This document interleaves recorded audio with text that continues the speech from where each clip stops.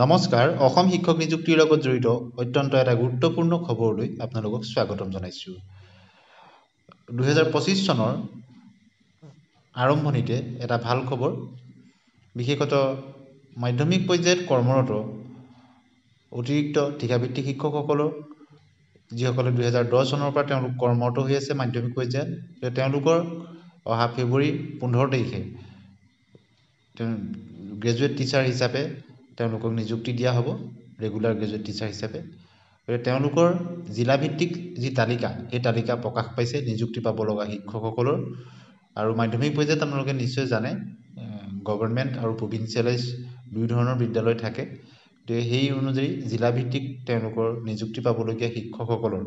তালিকা প্ৰকাশ পাইছে গতিকে অত্যন্ত এটা ভাল খবৰ বুলি ক'ব লাগিব অসম শিক্ষক নিযুক্তিৰ ক্ষেত্ৰত নিকা আৰু স্বচ্ছ নিযুক্তিৰ ক্ষেত্ৰত অন্য এটা খোজ 1 লাখ নিযুক্তিৰ অতিক্ৰম কৰি 1.5 লাখ নিযুক্তিৰ দিশত আগবাঢ়িছে গতিকে জিলাভিত্তিক শিক্ষকসকলৰ তালিকা বিশেষত কিমান তেওঁলোকৰ সংখ্যা প্ৰকাশ পাইছে আপোনালোকে নিশ্চয় ফিগাৰটো দেখিছে পৰৱৰ্তী সময়ত আশা কৰা হৈছে এলপি ইউপিৰ ক্ষেত্ৰতো শেহতীয়া খবৰ নিশ্চয় আহিব আৰু গ্ৰেজুৱেট টিচাৰ পোষ্ট গ্ৰেজুৱেট টিচাৰৰ সম্পৰ্কতো কিছুদিনৰ আগতে শিক্ষামন্ত্ৰী মহোদয় মন্তব্য আপোনালোকে পাইছে গতিকে ফেব্ৰুৱাৰী মাহতে কেইবাটাও ভাল খবৰ অহাৰ সম্ভাৱনা আছে আৰু 15 তাৰিখে যি মাধ্যমিক পৰ্যায়ৰ এই শিক্ষকসকলক তেওঁলোকৰ ৰেগুলাৰ পোষ্টত তেওঁলোকক গ্ৰেজুৱেট টিচাৰ হিচাপে যি নিযুক্তি দিব তাৰ কাৰণে এই খবৰটো আপোনালোকক জনালোঁ গতিকে এনেধৰণৰ শিক্ষক নিযুক্তিৰ লগত জড়িত বা